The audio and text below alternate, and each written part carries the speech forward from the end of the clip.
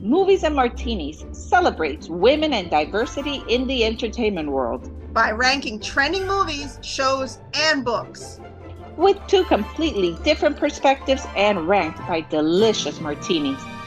Listen to find out how many martinis we felt it was worth. And learn about the women who have written, performed, and/or directed in everything we have rated.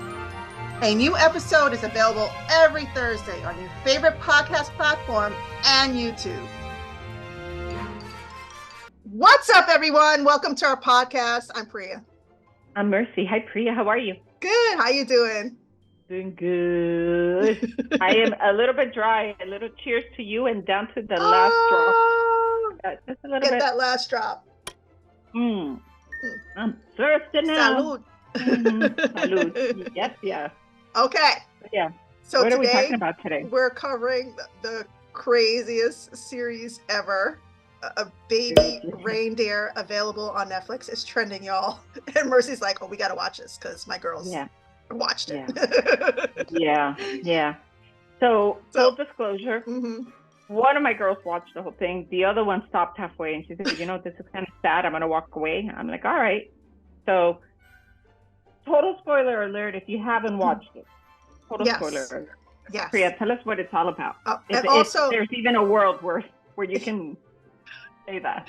And also content warning too, you guys. I think we should start doing that, like giving a little content warning for people. I agree with you. There's a lot of trauma stuff mentioned here, a lot of traumatic stuff. There is. All right, so the story follows the writer and performer Richard Gadd's warped relationship with his female stalker and the impact it has on him as he is ultimately forced to face a deep, dark, buried trauma. And it stars Richard Gadd, Nava Mao, and Jessica Gunning. And I mean, the female main character in this show, I gotta say, she was so good. She was so. The whole cast was really good. Yeah, the whole cast was really good. So let me know what did you think, Mercy? So I had no clue whatsoever what the heck the movie was about. Even when they said it was about a stalker, I'm like, what? I just couldn't understand what it's about. And the movie starts with the main character going to the police station to report a stalker. So it had my attention, like, okay, well, this is a little bit weird because you always assume the stalker's the guy. In this case, it's the girl who's older than him. And it was just weird. So I thought, okay, well, I'm in. I'll watch it. I'll watch a little bit.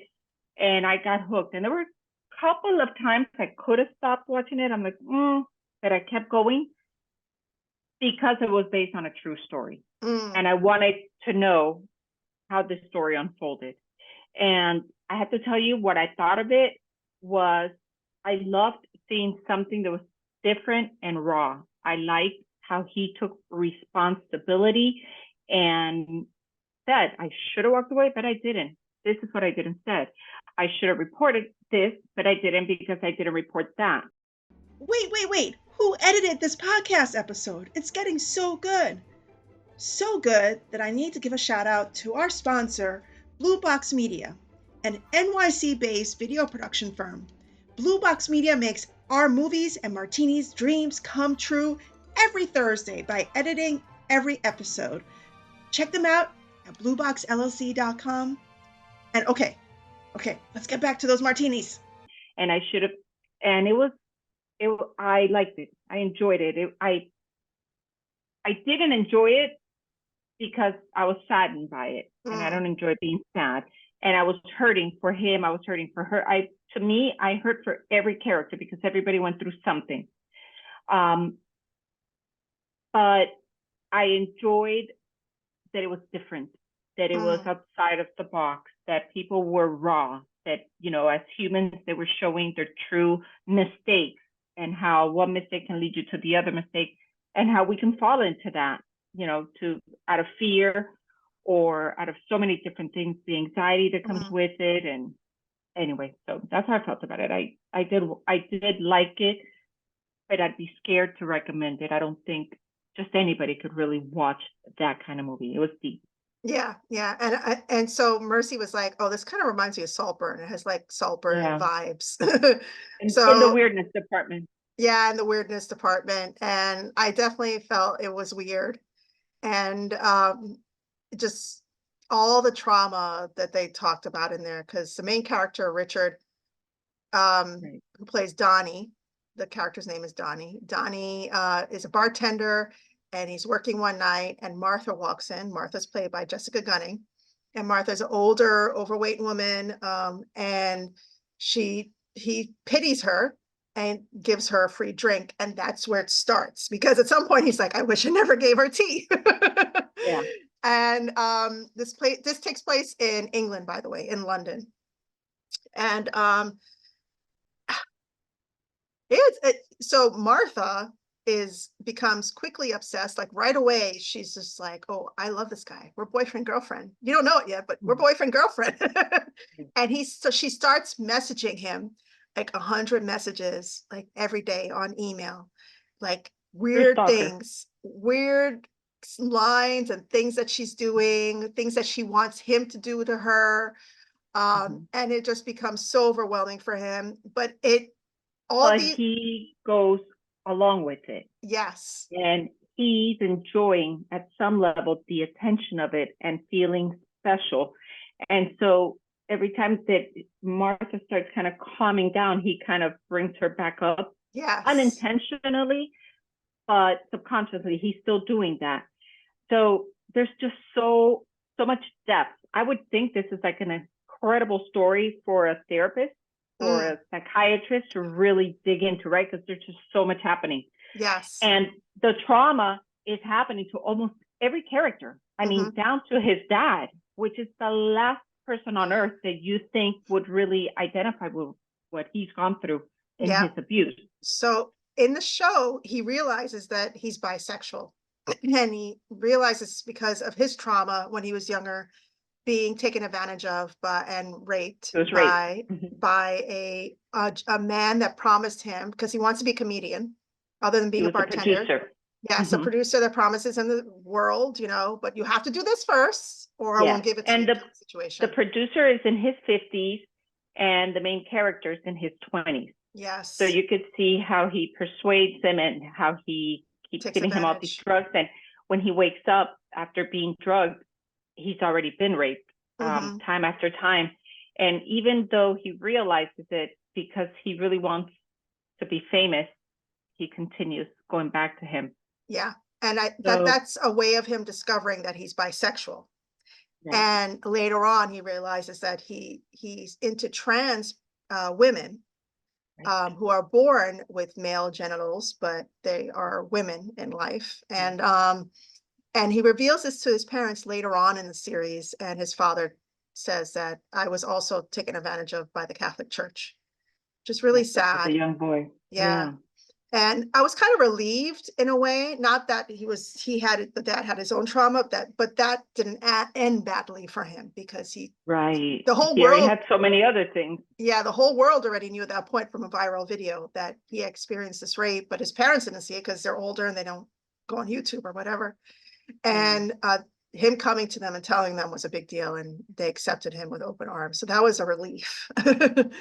um, I do have to say, I love Terry's character. So Terry is a trans woman that he was Mm-hmm. dating, and Terry is actually a psychologist or a therapist or something. She's a therapist. Yes. She's a So therapist, a beautiful therapist at that. yeah, and like you said, she's dealing with her own drama, but she all mentions throughout the whole show, we got to approach this in the right way, because your stalker's going through her own thing. I'm a therapist. We have to do this the right way. Yeah. you And know. she kept telling him, "You're the problem. Mm, She's there, but you're the problem. And until you yes. don't realize, until you don't address yourself as the problem, we're not going to be able to solve this." And it's sad because that could have been the perfect partner for him. Mm, And he realizes it. And then the irony of it all, I'm doing a full forward, is that his life story there kind of ends with him at a bar where he orders a drink. He forgot yes. his wallet because he did have money. He just forgot his wallet. But the cute bartender, much cuter than him, right? that comes to give him the vodka and soda that he ordered feels sorry for him because he had just been crying and says it's on the house. And that's exactly how the story had began. It was when he felt sorry for Martha, who said she really couldn't afford a cup of tea, and he goes, it's on the house. But that his look, life went full circle. That look in his eyes. So this is great acting, because that look in his eyes is the same look that Martha gave him in the beginning. The same doe-eyed, like trigger, like, oh, I love you. Yeah. It was, So it is very interesting. We've given you a little bit about what the movie is about, the show is about. If this is your kind of show and you like the psychological kind of mind game and I don't know, everything we've mentioned, watch the whole thing because it's worth watching. It's really good. But if you get triggered and you think, this is not for me, or if you don't care to watch something that could sadden you, then I wouldn't watch it. I'm not saying that you're going to finish and you're going to be sobbing, but you'll definitely feel it. Like you'll feel it in your gut. You just feel for every character. With the exception of the abuser, everybody went through some kind of trauma in the story, which is pretty crazy. Yeah, it is. So again, it's based on a true story. So how many martinis would you give it? I want to say that I would give it 5 because I was so into it. But there were times,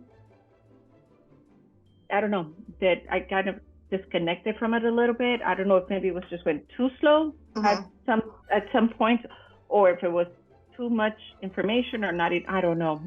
There was something about it that kind of holds me back, but I would at least give it a 4. Yeah, I would too. 4. Yeah.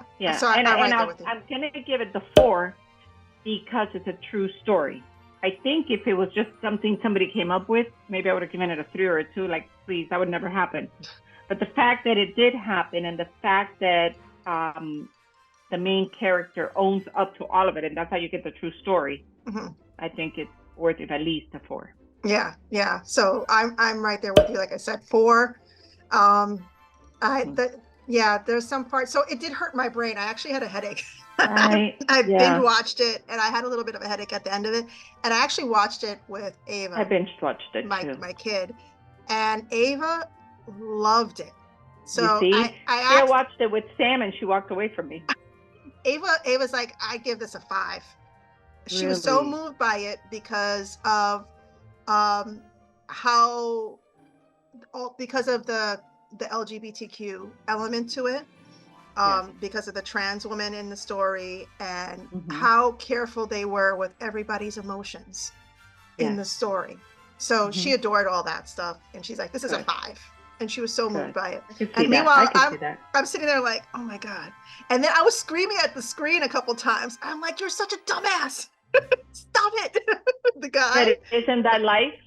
Isn't that life? The main character, Donnie, I'm like, no, don't do that. I know. What are you doing? Yeah. So so we're on the same page. And so before we let you guys go, Baby Reindeer, towards the end, in case everybody says, why the hell is it called Baby Reindeer? So baby Reindeer was a stuffed animal that she had. That was a little baby reindeer when she was going through her trauma as a child. Yeah. And that toy, that stuffed animal, was the only thing that brought her comfort. And when she falls in love with Donnie, she feels the same comfort she used to feel from that stuffed animal that was a baby reindeer. Yeah, that was sad. In turn, she calls him the baby reindeer, which is what he's actually listening to right when he sits at the bar at the end of the movie, at the end of the show, the last scene, when he realizes why she called him that. And he's kind of sobbing, and the bartender comes up to him and he, wipes off the tears, and then he orders the drink and realizes, I don't have my wallet with me. So anyway, that's where the name comes from, and it kind of does a full circle again. Yep. So guys, check it out if you are willing to go through that whole mess. But if you're okay with that, it's worth the watch. It is worth the watch. Yeah, I definitely say that. Okay, guys. So like, share, follow, subscribe, all that great stuff. And we'll see you next week. Yeah, and share with us absolutely anything you think we might have forgotten or your thoughts about the show. And if you aren't already, please follow along on social media and check out our new book club, Books and Martinis book club. Yes. Absolutely. All right, guys. Till the next one. See you later.